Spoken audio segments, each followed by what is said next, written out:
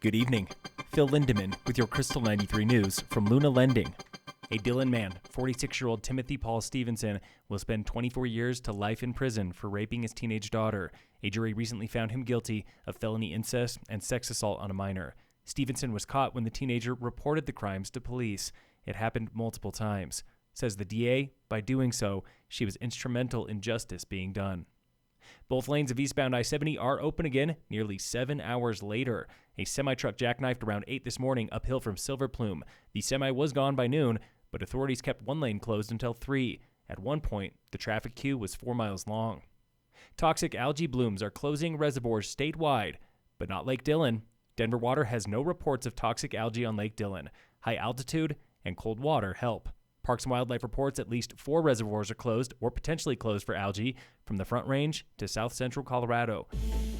This week on the State of Summit. We're not seeing those 10 to 15% growth years that we did. That was Frisco Town Manager Tom Fisher commenting on the post-COVID tax plateau. Anybody that came from a resort community over the last 3 years saw astronomical growth. Tax revenues countywide are plateauing after reaching record highs in the 2 years following the pandemic.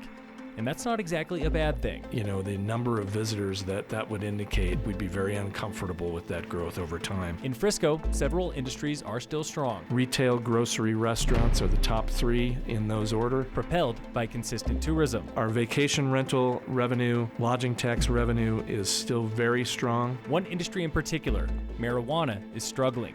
Down double digits in Frisco and Breckenridge, where it has been shrinking for years. We're seeing less marijuana-related tourism because so many more states have legalized recreational marijuana. Fisher says the post-COVID plateau will impact next year's budget. We've had an astronomically large capital program in 2023, a lot of pent-up projects that came forward. So you're going to see our capital program scaled back. But will it mean pink slips and salary cuts? No, I mean, we're not in a position there. We're still have strong enough revenues to support where we're at. Tune in again next week for the State of Summit on Krystal 93. Local fire danger is moderate again today in Summit, still with no fire restrictions. And in local sports, lining up soon at the race line at Arapahoe Basin are trail runners for Race 5 of the Summit Trail Running Series. On-site registration is open now there at the basin. First heat leaves at 5:30, pending weather. Phil Lindeman, Krystal 93 News.